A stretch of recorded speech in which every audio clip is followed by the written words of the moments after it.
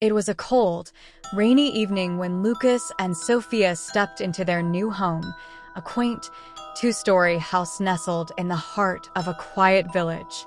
The house, though old, had a peculiar charm that captivated them, and the real estate agent's enthusiastic description of the beautiful rustic kitchen sealed the deal. Sophia had always dreamed of owning a home with a big kitchen. She loved cooking, and the idea of preparing meals in a cozy, old-world space excited her. The first time they saw the kitchen, it seemed perfect. The vintage wooden cabinets, a massive stone oven, and the large window overlooking the backyard. It was everything she'd ever wanted. "This is where we'll make memories," Sophia said, smiling, as they stood in the center of the room, imagining their future life together. But as the days passed, strange things began to happen. It started subtly at first. The kitchen lights flickered every now and then, which Lucas dismissed as faulty wiring. Then, Sophia noticed the odd way her favorite utensils would go missing and later reappear in odd places, inside the oven, on the floor, or neatly placed on the dining table.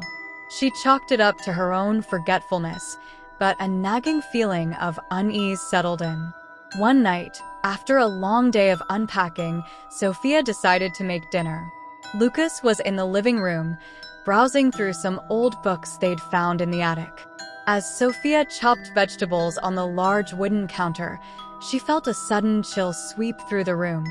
The windows were closed, and the stove was warm, but the air around her grew colder and colder.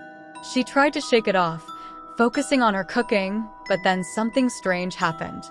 The large knife in her hand slipped, grazing her finger. A single drop of blood fell onto the wooden counter. Sophia winced, grabbing a towel to wrap her finger.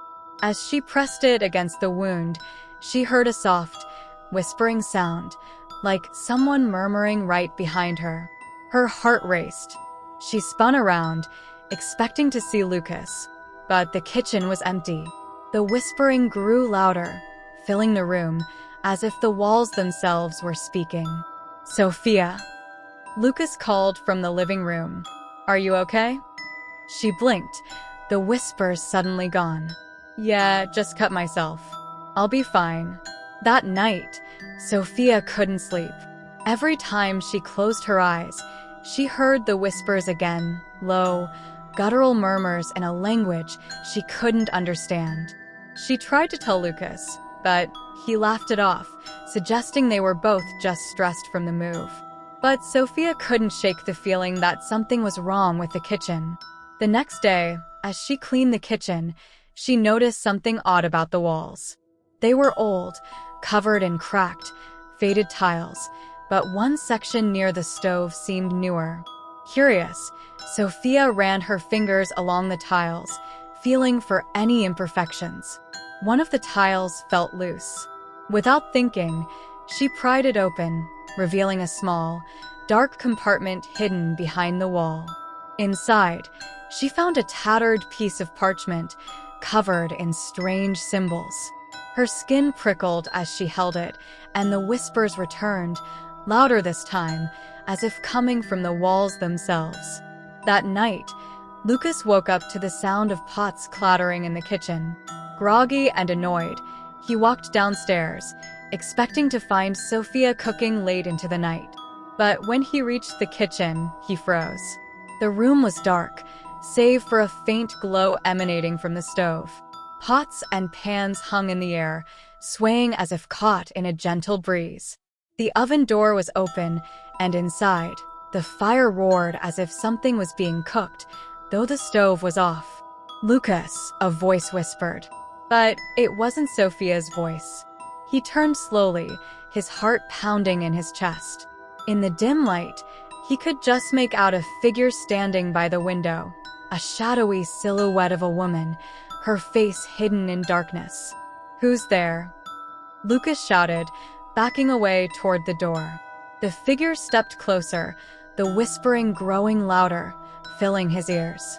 Suddenly, the pots and pans crashed to the floor, and the figure disappeared.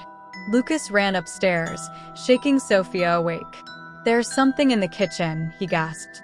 "Something not human." Sophia's face paled. She told him about the strange symbols she had found behind the wall, the whispers she had been hearing, and the way the kitchen seemed to come alive when she was alone. Determined to find answers, they returned to the kitchen, armed with flashlights and a sense of dread. The room was eerily quiet now, the chaos from earlier gone.